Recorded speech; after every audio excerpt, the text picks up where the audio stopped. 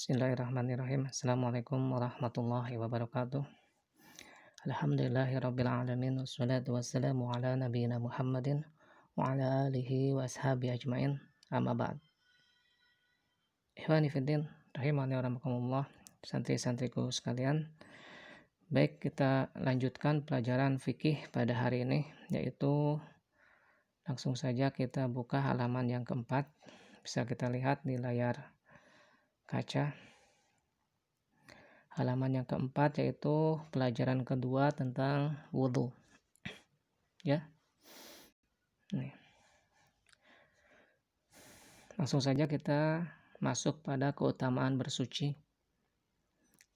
Di sini katakan bahwasannya Allah Subhanahu wa taala telah berfirman dalam surat Al-Baqarah ayat 222, bahwasanya Allah Subhanahu wa taala telah berfirman, "Innallaha yuhibbut tawwabina wa yuhibbul mutatahhirin."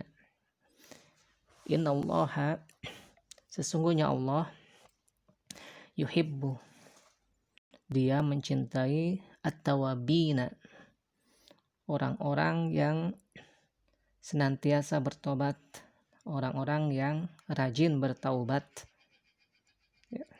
Wa yuhibbul mutatahhirin, dan Allah Subhanahu wa taala mencintai al-mutatahhirin. Al-mutatahhirin artinya orang-orang yang rajin membersihkan diri atau rajin bersuci. Dalam artian membersihkan diri di sini termasuk juga bersuci adalah berthaharah, berwudu ya, atau bersuci dari najis. Bisa juga mensucikan diri dari dosa-dosa dan membersihkan diri dari kesyirikan. Demikian, akan tetapi termasuk pula di sini rajin membersihkan diri adalah bersuci, berthaharah, termasuk di dalamnya adalah rajin melaksanakan atau melakukan wudu,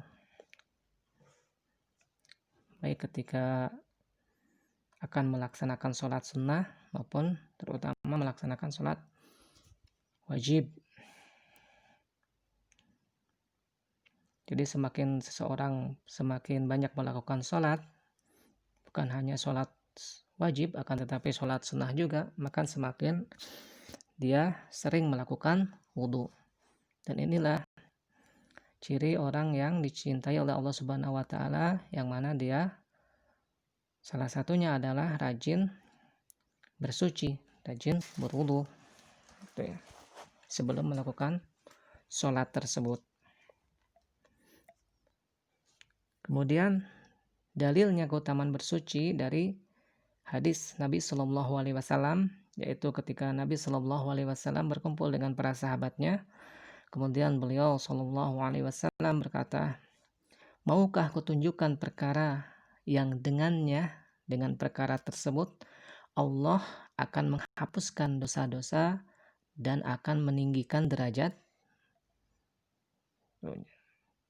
Ya, Rasulullah Shallallahu Alaihi Wasallam mau menunjukkan kepada para sahabatnya tentang perkara tersebut, jikalau dilakukan maka Allah akan menghapus dosa-dosa kita dan Allah akan meninggikan derajat kita. Maka para sahabat menjawab, "Bala, tentu ya Rasulullah, tentu wahai Rasulullah." Maka Nabi Shallallahu Alaihi Wasallam berkata lagi bahwasanya perkara-perkara yang bisa menghapuskan dosa dan meninggikan derajat adalah yang pertama, yaitu menyempurnakan wudu. Menyempurnakan wudu dalam kondisi yang tidak mengenakan. Itu yang pertama. Perkara atau perbuatan kita yang bisa menghapuskan dosa-dosa kita dan bisa meninggikan derajat kita, yang pertama adalah kita menyempurnakan wudu ketika kondisi yang tidak mengenakan, ketika kondisi yang sulit, ketika kondisi yang payah kita untuk melakukannya. Contohnya apa? Kita menyempurnakan wudu kita tatkala kondisi pada saat itu adalah sangat dingin sekali. Nah, kita menyempurnakan wudu dengan air yang dingin dalam kondisi yang sangat dingin sekali. Nah, kita menyempurnakannya sebagaimana contohnya Nabi Shallallahu Alaihi Wasallam berwudu mulai dari sunnah-sunnah wudunya, wajib-wajib, hal-hal yang wajib dalam berwudu, rukun-rukunnya, kemudian ditambah lagi dengan sunnah-sunnahnya, dilakukan dengan sempurna, walaupun dalam keadaan yang kita mungkin sangat dingin, tapi kita tetap menyempurnakannya. Inilah yang akan Allah hapuskan dari diri kita dosa-dosa dan akan meninggikan dari diri kita derajat kita. Ya, itu yang pertama. Perkara atau perbuatan yang Allah akan menghapus dengan perbuatan tersebut dosa-dosa, dan Allah akan meninggikan dengan perbuatan tersebut derajat kita. Yang pertama tadi apa? Menyempurnakan wudu dalam kondisi yang tidak mengenakan, atau menyempurnakan wudu dalam kondisi yang tidak kita inginkan, dalam keadaan dingin misalkan tadi seperti contohnya. Kemudian yang kedua adalah memperbanyak langkah ke masjid, ya. Misalkan setiap waktu sholat 5 waktu kita pergi berjamaah ke masjid, tentunya ini akan memperbanyak langkah kita ke masjid. Maka dari itu semakin jauh masjid yang kita gunakan untuk melakukan sholat berjamaah, maka akan semakin banyak pula langkah yang kita dapatkan pergi ke masjid tersebut. Dalam riwayat yang lain dikatakan bahwasannya ketika kita melangkah ke masjid, maka langkah kaki kanan kita akan mendapatkan pahala, dan langkah kaki kiri kita akan menghapuskan dosa. Gitu ya. Jadi tatkala seorang itu pergi melaksanakan sholat atau misalkan pergi mengikuti pengajian di suatu masjid, ya, atau sholat 5 waktu berjamaah, maka langkah kaki kanan kita akan meninggikan derajat kita, mendapatkan pahala, dan langkah kaki kiri kita akan menghapuskan dosa. Maka semakin banyak langkah kita ke masjid, maka langkah kaki kanan kita dan langkah kaki kita akan mendapatkan meninggikan derajat kita dan akan mengurangi dosa-dosa kita. Itulah, oleh karena itu maka kita sebagai kaum muslimin, terutama laki-laki, perbanyaklah kita melangkah ke masjid, walaupun jauh kita melaksanakan sholat berjamaah di masjid. Demikian pula jikalau ada pengajian dan lain sebagainya. Demikian pula itu yang kedua, yaitu Allah Subhanahu wa Ta'ala akan menghapuskan dosa-dosa kita dan juga meninggikan derajat kita. Yang kedua adalah kita memperbanyak langkah kita menuju masjid. Yang tentunya melangkah menuju ke masjid adalah dalam hal-hal yang disyariatkan oleh Allah Subhanahu wa Ta'ala, ya, bukan hanya untuk bermain-main ke masjid. Tujuannya ke masjid hanya untuk bermain-main sama teman-temannya. Akan tetapi maksud di sini adalah memperbanyak langkah ke masjid yang tujuannya misalkan untuk sholat 5 waktu berjamaah di masjid, atau untuk mendengarkan ceramah, atau untuk yang lainnya yang disyariatkan oleh Allah Subhanahu wa Ta'ala. Yang kemudian yang ketiga adalah menunggu sholat berikutnya setelah menunaikan sholat. Ini yang bisa menghapuskan dosa-dosa kita dan meninggikan derajat kita.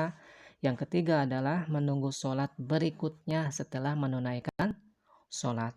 Contohnya gimana? Misalkan kita datang ke masjid, ya, untuk melaksanakan sholat maghrib. Nah, kemudian setelah sholat maghrib kita melaksanakan sholat sunnah rawatib, ya, ba'diyah maghrib. Kemudian setelah itu untuk kita membaca Al-Quran, ya, membaca Al-Quran atau berzikir atau berselawat kepada Nabi SAW sampai datangnya waktu Isya misalkan, ya.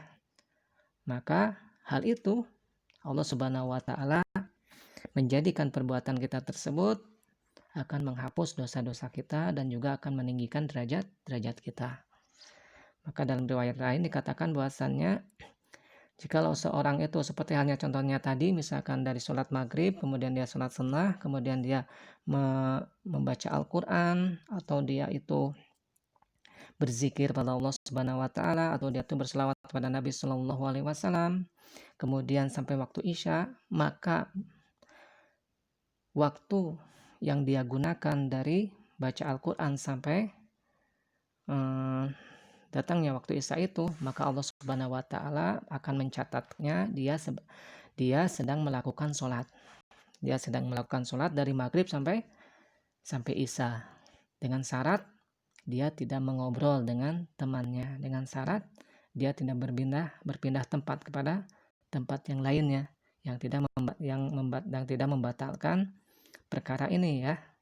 Jadi misalkan bisa juga sholat yang lainnya, misalkan kita melaksanakan sholat sunnah ke masjid, misalkan duhur ya, waktu duhur, kemudian kita masuk ke masjid berwudu, kemudian kita masuk ke masjid, kemudian kita melaksanakan sholat sunnah qobliyah zuhur misalkan, waktunya masih lama, kemudian kita sambil menunggu dikumandangkannya iqamah untuk melaksanakan sholat duhur, maka tatkala itu ketika kita menunggu ya, setelah melaksanakan qobliyah duhur sampai kita melakukan sholat berjamaah duhur, maka waktu tersebutlah Allah Subhanahu wa Ta'ala akan menganggap atau mencatat bahwasanya kita dari waktu tersebut melaksanakan sholat.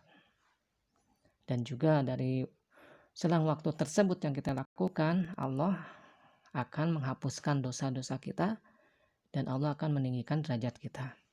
Semakin lama kita menunggu sholat berikutnya dari sholat yang telah kita lakukan, maka semakin banyak pula dosa-dosa yang Allah hapuskan buat diri kita, dan semakin banyak pula Allah akan meninggikan derajat kita.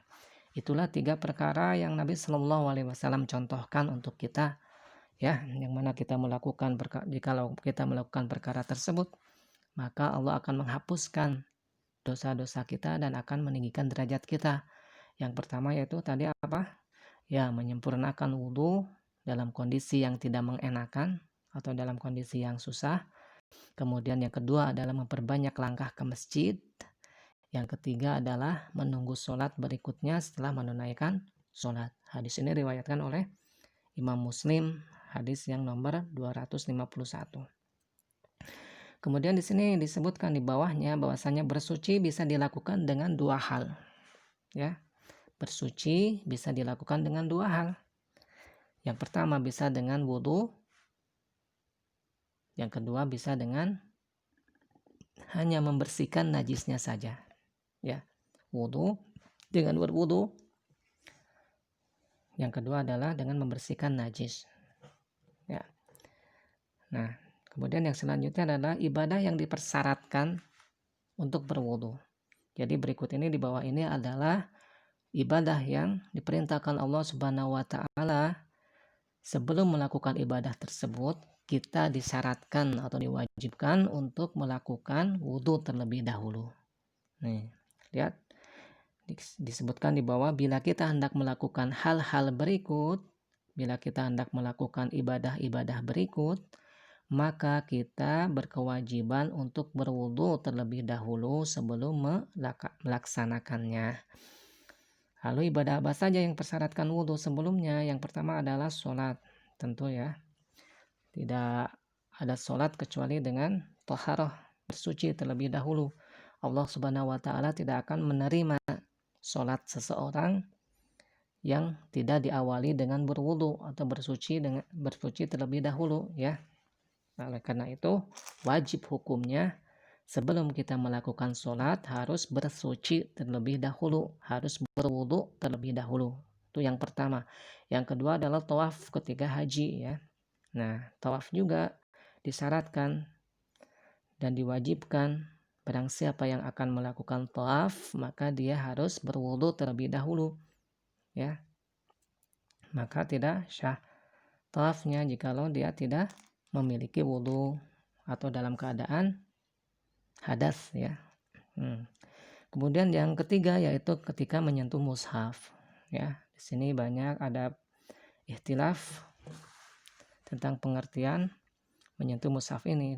Dalam sebuah ayat Al-Quran dikatakan la yamassuhu ilal mutahharun, ila al-mutahharun. Jadi la yamassuhu, tidaklah yang menyentuh Al-Quran itu kecuali orang-orang yang dia suci. Ada yang mengartikan bahwasannya tidak boleh orang-orang yang tidak suci.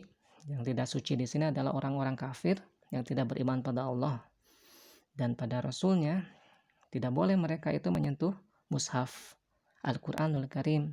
Ini pengertian yang lainnya. Akan tetapi ada juga yang mengartikan bahwasannya maksudnya adalah tidak boleh menyentuh Al-Quran kecuali orang-orang yang mutatahhirin adalah orang-orang yang telah berwudu. Nah, jadi di sini dikatakan bahwasannya dipersyaratkan juga untuk berwudu, yaitu sebelum menyentuh mushaf, sebelum memegang Al-Quranul Karim, sebelum membaca Al-Quranul Karim, maka disyaratkan kita untuk berwudu terlebih dahulu. Itulah 3 ibadah yang dipersyaratkan, yang diwajibkan berwudu terlebih dahulu sebelum melakukannya. Demikianlah santri-santriku sekalian yang dapat kita jelaskan sedikit tentang wudu yang mudah-mudahan bisa difahami. Jikalau ada yang kurang difahami bisa ditanyakan langsung. Subhanakallahumma bihamdika asyhadu alla ilaha illa anta astaghfiruka wa atubu ilaik. Wassalamualaikum warahmatullahi wabarakatuh.